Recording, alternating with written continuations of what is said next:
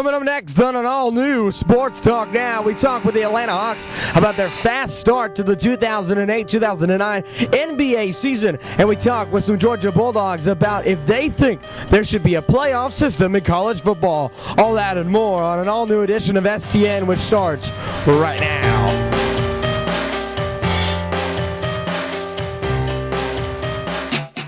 Hey there, welcome into Sports Talk Now. I'm your host, Ed Hooper. So glad you can join us for yet another edition of STN. We got quite the busy show for you today. On today's show from the Atlanta Hawks, we got Al Horford, Josh Smith, Joe Johnson, and Mike Bibby. And from the University of Georgia, we got Geno Atkins, Mark Richt, and Rennie Kern. Quite the show, like I said, we got for you today. So that's why we need to get right to it. The Atlanta Hawks last season made the playoffs with the 8th and final seed in the Eastern Conference with a 37-45 record. That's right, a losing record made the playoffs. A lot of people thought they'd be out of the playoffs in 4 games since they had to play the best team in the NBA, number 1 seed from the Eastern Conference, Boston, who had only lost just over 10 games at that time. Well, the Atlanta Hawks surprised some people. They went into the playoffs and were down 2-0 before coming home to play the Boston Celtics in the first round, and ended up going 7 games with Boston before getting knocked out of the playoffs in Game 7 of the 7-game series by over double digits. Every time they played in Boston last season, in fact, the Hawks lost by double digits. After the Hawks started this season 6-0 on a rampage of teams, 4 out of the first 6 wins the Hawks had were on the road, and 3 out of those 4 wins they had were against teams that made the playoffs last season. The Hawks had to travel to Boston to face a 1-loss Boston team. That's right, the Atlanta Hawks were undefeated and not the Boston Celtics until after the game. Like we said, last season the Atlanta Hawks lost by double digits every time they played in Boston. This year, they're 0-1 in Boston, but they've only lost by 1 point. 103-102 was the final score as Paul Pierce hit a shot within a second to take the Boston Celtics ahead of the Atlanta Hawks. At least the Atlanta Hawks hung with him, and their head coach was very proud at what his team had already accomplished in the season and what they had accomplished in the postseason of not getting blown out by the Boston Celtics. Josh Smith said he was proud of his team and saying every time they played Boston last year, they blew him right out of the gym when they were in Boston. So a proud start. Well, now here to talk about the Atlanta Hawks, fast start, are the Atlanta Hawks players themselves. The Atlanta Hawks, like we said, were 6-1 after that Boston game and lost 3 more consecutive games before winning on Wednesday night against the Washington Wizards to now advance their record to 7-4. To talk about their fast start, here once again are the Atlanta Hawks, Al Horford, Josh Smith, Joe Johnson, and Mike Bibby. It's obviously good getting off started the right way. I think the key in those games were, we were really playing really well defensively. It means a lot. I mean, just coming from 13 games and now being labeled as one of the dominant teams in the East, I'm real excited. And I think that if we keep it up, we can continue this success with each other and show people out there that we're a record to be forced with.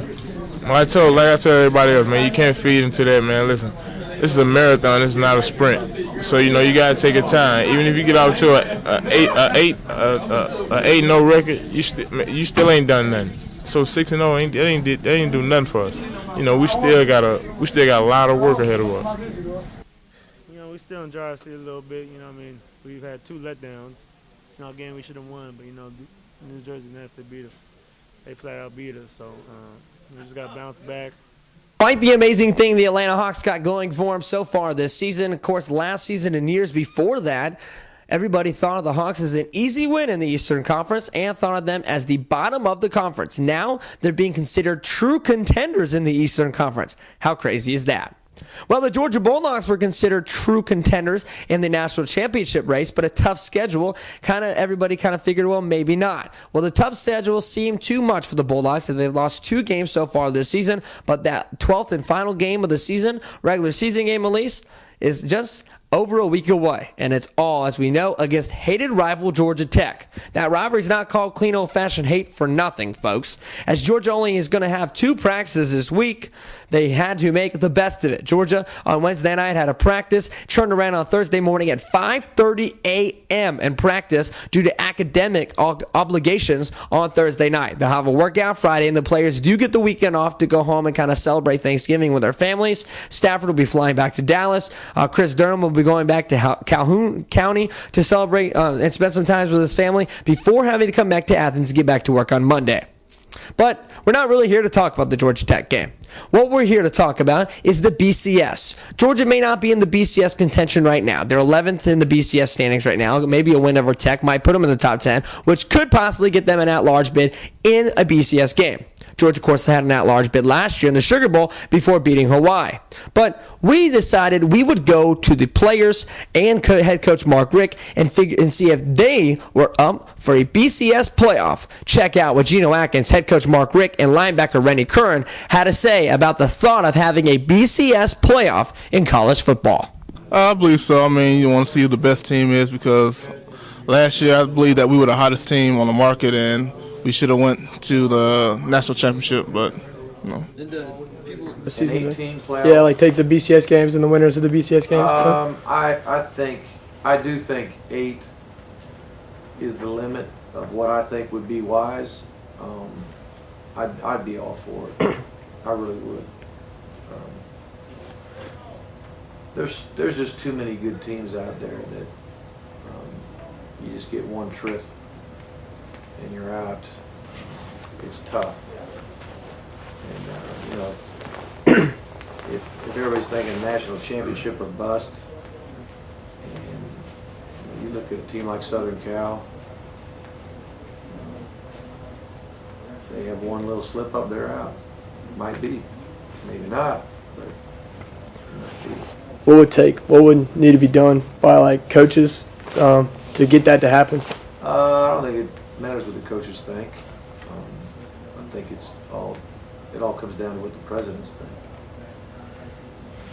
Now, if the president of the United States tells them they have to, maybe that'll work. You should write a letter. I think it should definitely be given a try. I mean, I don't think people should, shut it down. I feel like what happened last year with us, a couple teams jumping us when we had won, through that BCS process, that really made me question the whole system. And so I think it should definitely be given a try. All right, so they think there should be a playoff system in college football. What do you think? STN asks you on our homepage, do you think there should be a playoff system in college football? Tell us what you think, view the results, and see if you agree with what the STN fans have got to say. If you can't get enough of STN, don't worry, we got you covered. Go to the old shows link on sportstalknow.net and watch your old favorite shows as many times as you want. Or go to the read it section on sportstalknow.net and read all the latest articles put out by Sports Talk Now. Thanks so much for tuning in to STN. I'm your host, Ed Hooper. We'll see you next Thursday, 5 o'clock Eastern Time for yet another edition of STN. Goodbye, folks. This has been a production of SportsTalkNow.net. Copyright 2008. All rights reserved. No form of this broadcast may be reproduced or rewritten in any form without written consent from SportsTalkNow.net.